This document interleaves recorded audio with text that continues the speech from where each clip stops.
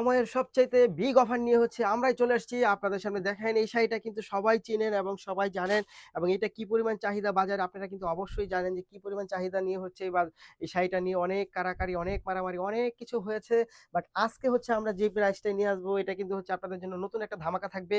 এই শাড়িটার মধ্যে দেখেন কি পরিমাণ চমৎকার একটা শাড়ি হচ্ছে আপনারা পেয়ে যাবেন। জমিনটা হচ্ছে মেরুন এবং সবুজের মধ্যে পাবেন। খুবই চমৎকার, অসাধারণ।